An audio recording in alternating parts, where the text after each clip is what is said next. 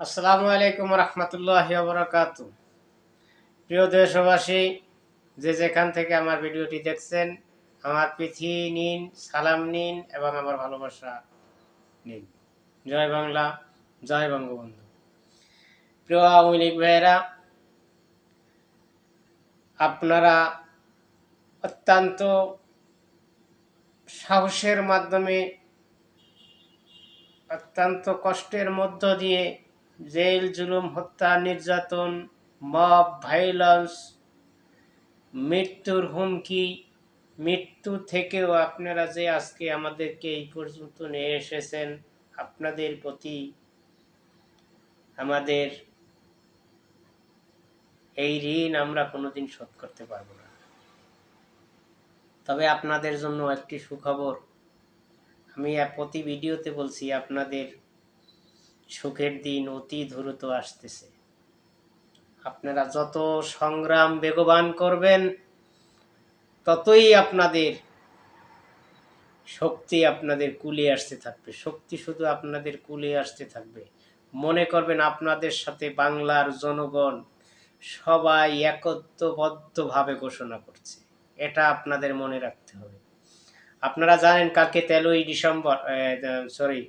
November doctor Yunus জাতির উদ্দেশ্যে ভাষণ দিয়েছেন। কেন তিনি ভাষণ দিয়েছেন? তার ভাষণ দেওয়ার কোনো নির্দেশ ছিল না, ঘোষণা ছিল না। ভাষণ কেন দিয়েছেন তিনি? কারণ তিনি ব্যর্থ হয়েছেন কালকে। অতএব বিএনপিকে, এনসিপিকে আর জামাত ইসলামকে একটু বেগুনের তেল দিয়ে পোষা দিয়েছে, আর মূলা একটা ঝুলিয়ে রেখেছে, ওটা থেকে পানি ঝুলেই ঝুলেই খাওয়াবে। এর জন্য বলছে নির্বাচন দিব, নির্বাচনের দিন গণভোট হবে। আমার এই সিদ্ধান্ত চূড়ান্ত। কিন্তু এইটা দেওয়ার আগেই আপনারা আরো জানেন যে 2-3টে মিটিং এর ভিতর হয়েছে,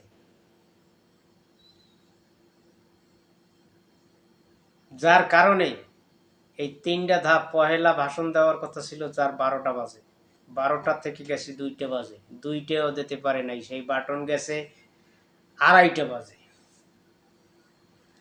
কেন জানেন? কারণ তাদের যে পরিষদ, তার ভিতরে এই গ্যাঞ্জাম চলছে।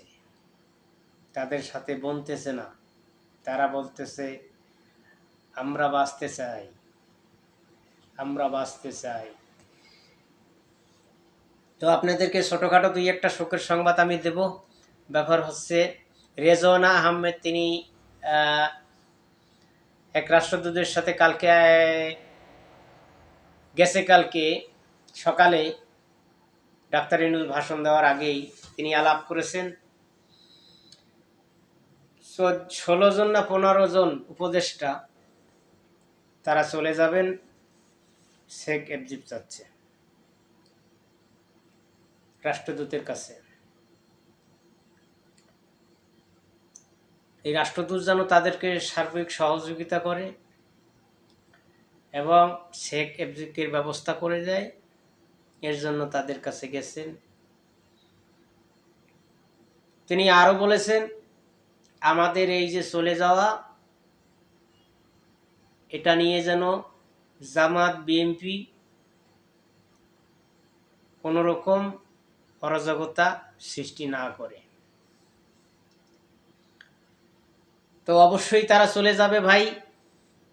অনেকে বলবেন ভাই পাগলের প্রলাপ বলো না। ভাই আমি কথা একটু বলি, হয়তো বুঝি, আমি মূর্খ মানুষ ভাই, আমি অত বুঝি সুঝি বলতে পারি না, আমার মাথায় অত বুদ্ধি নাই ভাই। তারপরও বলছি, 2-1টা কথা না বললেই নয়। তারা পালিয়ে যাবে, এটা 2, 4, 5 থেকে 10 দিনের ভিতরে তারা যাবে এবং ডাক্তার ইউনূসও নিজে শেখ মুজিব নিয়ে চলে যাবেন।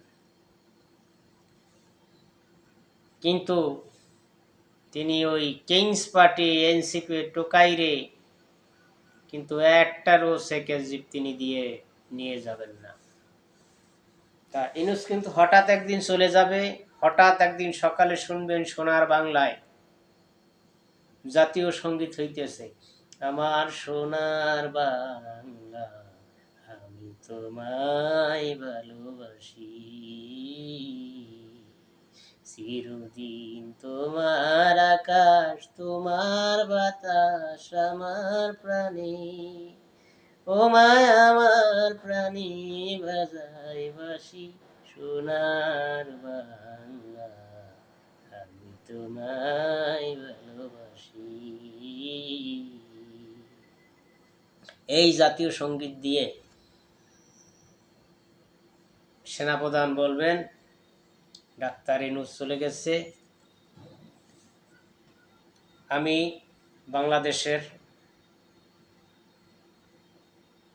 সবকিছু সদরে গ্রহণ করলাম। সেই দিনটা কোন দিন যেন সকালে হয়ে যাবে। ভাইয়েরা আমার, আরো একটা কথা, যারা এখন পর্যন্ত কালকে পর্যন্ত যারা বলছেন দিল্লি না ঢাকা, দিল্লি না ঢাকা, দিল্লি না ঢাকা, যারা বলছেন দিল্লির আধিপত্য ছাড়া একটি নির্বাচন হবে বাংলাদেশে, সেটা হবে জামাত জঙ্গির একটি নির্বাচন। তো আজকে তারা ভারতে কেন? আজকে তারা কেন ভারতে? আর আপনার উপদেষ্টা কোথায়? ইউনূসের প্রেস সচিব শফিক ডাস্টবিন, তিনি কোথায়? তিনি আজকে কেন ভারতের মাটিতে?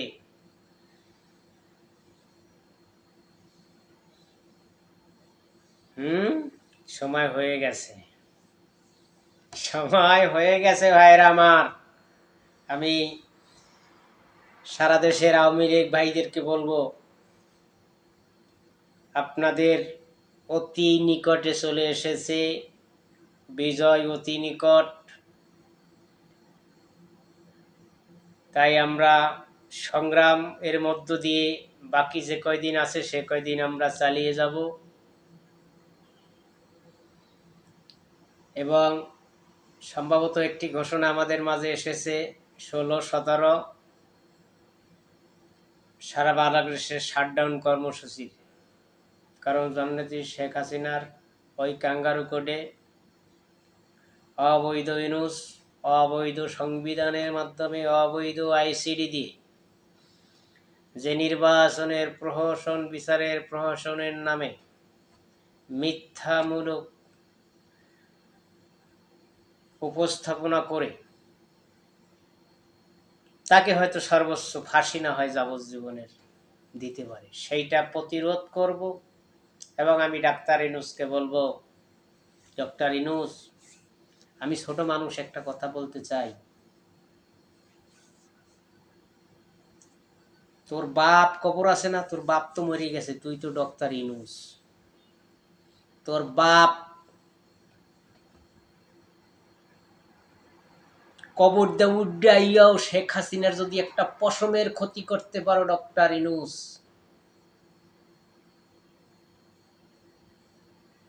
তোর নাম ইতিহাসের পাতায় লিখে দেব।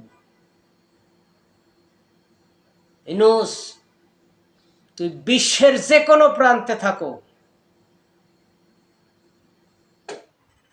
তোর মাটি বাংলাদেশের মাটিতে হবে না, এটা নিশ্চিত, কনফার্ম। তোর মাটি বাংলাদেশের মাটিতে হবে না, এটা নিশ্চিত। দেখি তোরা আমার জননেত্রী শেখ হাসিনাকে কি করতে পারিস, কোন করে শেখ হাসিনার ফাঁসি দিতে পারিস, আমরা সেটা দেখতে চাই। সংগ্রামী সাথী বন্ধুগণ, আপনারা একত্রবদ্ধ ঘোষণা করে ঝাঁপিয়ে পড়বেন। আপনাদের সংগ্রামের মধ্যে দিয়েই আমাদের নেত্রী, গণতন্ত্রের মা, জননেত্রী শেখ হাসিনা, বঙ্গবন্ধুর সৌযোগ্য কন্যা, দেশরত্ন গরিব দুঃখী মেহনতি মানুষের আস্থা ভজন জননেত্রী শেখ হাসিনা তিনি বাংলাদেশে প্রত্যাবর্তন করবেন, সেই লক্ষ্যে আমরা সবাই কাজ করব। জয় বাংলা, জয় বঙ্গবন্ধু, জয় হোক আজকে এদেশের সমস্ত জনগণের। জয় বাংলা, জয় বঙ্গবন্ধু।